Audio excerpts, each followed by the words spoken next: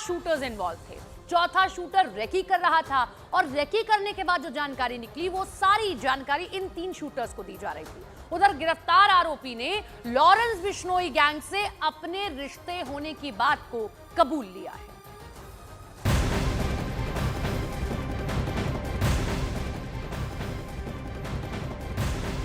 और सूत्रों के हवाले से खबर यह है कि हत्या के दौरान 6 गोलियां चली थी। बाबा सिद्दीकी को सीने में 2 गोलियां लगी, साथ ही 3 नहीं, ये 4 शूटर्स थे जो हत्या में शामिल थे। जानकारी के मुताबिक चौथा शूटर सारी जानकारी इकट्ठा कर रहा था और रेकी करने के बाद सारी जानकारी इन 3 शूटर्स को दे रहा था, जिन पर दामोदार था कि ये शूट करेंगे बाबा सिद्दीकी को, जिनकी तस्वीरें भी हम आपको दिखा रहे हैं। 2 गिरफ्त में हैं और 1 फरार हो चुका है इनमें से। और ये भी खबर सामने निकल कर आई कि लॉरेंस बिश्नोई गैंग से जुड़ा हुए हैं ये बात इन्होंने कबूल ली है।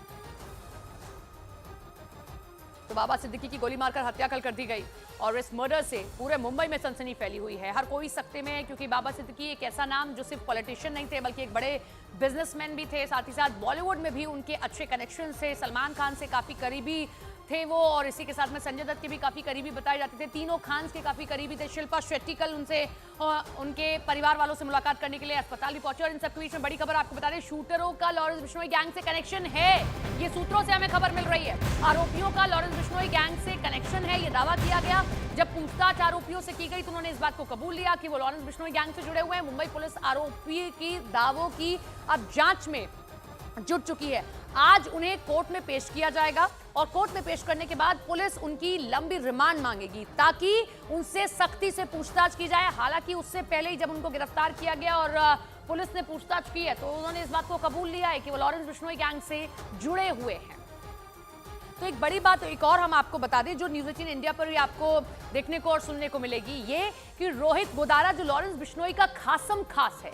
हमारे एक सहयोगी हैं आनंद तिवारी, पिछले साल जब गिप्पी ग्रेवाल पर विदेश में हमला हुआ था तो उन्होंने रोहित गोदारा से बात की थी, उनका इंटरव्यू किया था। और उस दौरान रोहित गोदारा ने एक बात कही जो आज इस हत्याकांड के बाद में लिंक होती दिख रही है, वो ये कि जो भी सलमान खान का करीबी होगा हम उसे टारगेट पर लेंगे। अब ये हमारे जो सहयोगी थे जिन्होंने इंटरव्यू किया वो भी हमारे साथ में लाइव जुड़ रहे हैं, यानी कि आनंद तिवारी, और इसी के साथ में विवेक हमारे सहयोगी मुंबई से हमारे साथ लाइव जुड़ रहे हैं। दोनों का रुख कर लेते हैं और सबसे पहले आनंद का रुख करेंगे। आनंद, बहुत बड़ा कनेक्शन है ये, अगर जो इंटरव्यू आपने किया आप थोड़ा डिटेल हमें बता पाए। अगर आपने इसके बाद उनसे सवाल किया होगा कि भाई क्यों आप सलमान खान के करीबियों को टारगेट पर ले रहे हो। और एक चीज और मैं देख पा रही हूँ, सिद्धू मूसेवाला पर भी कुछ ऐसे ही हमला था, घर से बाहर निकले बिना बुलेट प्रूफ गाड़ी के और हमला कर दिया गया।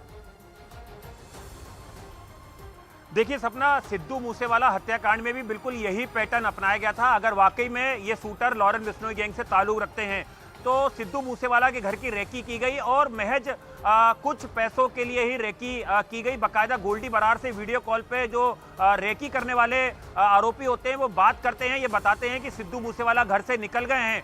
कुछ सस्पेक्ट जो है उनके साथ बाकायदा फोटो शूट कराते हैं और बिल्कुल सिग्नल ऐप पे जब गोल्डी बरार ये देख लेता है कि सिद्धू मूसेवाला बिना सुरक्षा से घर के बाहर निकले हैं तो जो घात लगा है AK-47 जिगाना पिस्टल से लेस जो गाड़ियों में जो शूटर थे वो ताबड़तोड़ सिद्धू मूसेवाला की जो थार गाड़ी है उस पर फायरिंग करते हैं।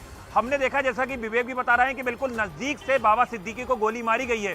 तो जाहिर तौर पर जो शूटर थे वो प्रोफेशनल थे, उन्हें बाकायदा ट्रेनिंग दी गई थी और 9mm पिस्टल चलाना कोई आम क्रिमिनल के लिए बहुत आसान नहीं है। उसके लिए बाकायदा प्रोफेशनल शूटर जो होते हैं इसी तरह की एक सवाल बहुत देर से जहन में, मैं उसका जवाब आपसे चाहूंगी। दाऊद इब्राहिम, और अगर हम लॉरेंस बिश्नोई का पैटर्न देखते हैं, दाऊद इब्राहिम बाहर था तो उसका कुछ भी प्लान करना सरल था, ठीक है।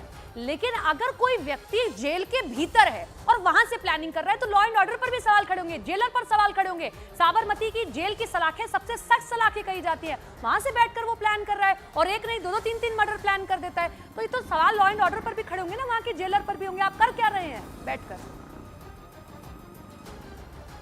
देखिए सपना, अभी दिल्ली में एक शूट आउट हुआ था, नादिर शाह हत्याकांड, उसमें भी जो शूटर्स पकड़े गए उन्होंने खुलासा किया कि वो तिहाड़ जेल में हाशिम बाबा जो एक कुख्यात गैंगस्टर है जो लॉरेंस बिश्नोई से सीधे एसोसिएट है, उससे फोन पे बात कर रहे थे। और जब टीवी पे उसने देखा इस जो तिहाड़ जेल के अंदर बंद हाशिम बाबा था कि शूटर पकड़े गए, तो उसने टॉयलेट में अपना फोन फ्लश कर दिया। और पूछताछ में हाशिम बाबा ने खुलासा किया कि वह लॉरेंस बिश्नोई से भी फोन पर बात कर रहा था। तो जो आप सवाल उठा रही हैं वो बिल्कुल जायज है कि साबरमती जेल के अंदर धड़ल्ले से लॉरेन बिश्नोई जो है वो मोबाइल फोन का इस्तेमाल करता है, वहां से वो टारगेट जो है वो फिक्स करता है और उसके बाद बाकायदा जब कोई शूट आउट को ये लोग अंजाम दे देते हैं तो बाकायदा सोशल मीडिया पोस्ट जो है वो भी लॉरेन बिश्नोई गैंग की तरफ से सामने आती है, जिसमें दावा किया जाता है कि ये हत्याकांड हमने कराया है या पंजाबी सिंगर के घर के बाहर फायरिंग हमने कराई। हमने देखा कि अभी एपी ढिल्लो गिरिपी ग्रेवाल के कनाडा स्थित घर के बाहर लॉरेन बिश्नोई गैंग ने ताबड़तोड़ फायरिंग कराई थी और वो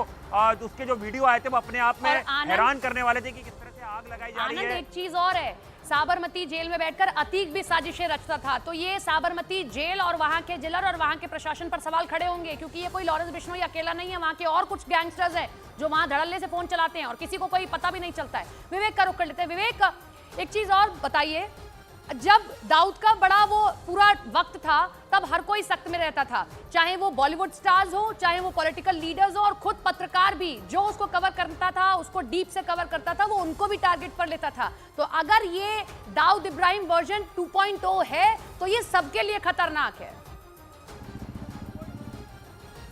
बिल्कुल सपना, आप देखिए ये जो ट्रेंड है वो काफ़ी ज़्यादा खतरनाक होते जा रहा है। लॉरेन बिश्नोई अपने आप को एक बड़ा गैंगस्टर, खासकर वो मुंबई में पैर जमाना चाहता है। उसकी जो धाक है वो हरियाणा, यूपी, राजस्थान में है, लेकिन वो मुंबई में अपने पैर जमाना चाहता है, इसलिए वो इतने बड़े बड़े जो वारदात तो करते आ रहा है। लॉरेन बिश्नोई का नाम उस समय सबसे ज़्यादा आ गया था जब उसने सलमान खान के घर पर फायरिंग कराई थी, और एक नहीं, दो नहीं, बल्कि 12 से 13 राउंड फायरिंग कराई थी। उसमें भी आरोपी पकड़े गए थे जब पता चला कि लॉरेन बिश्नोई सलमान खान को हर हाल में मारना चाहता है। उसके बाद लॉरेन बिश्नोई का जो नाम है वो काफ़ी ज़्यादा बड़ा हो चुका था। वो हर हाल में मुंबई पे कब्जा करना चाहता है, क्योंकि मुंबई एक फाइनेंशियल सिटी और सबसे ज़्यादा जो पैसा है वो मुंबई में है, बड़े बड़े बिल्डर्स हैं, बॉलीवुड है, वो उन लोगों को डराने के लिए अपने नाम का इस्तेमाल कर रहा है। तो इस एंगल में भी यहाँ पर भी ठीक है, विवेक, इन्वेस्टिगेशन और है, आप बने रहिए, लौटूंगी आपके पास।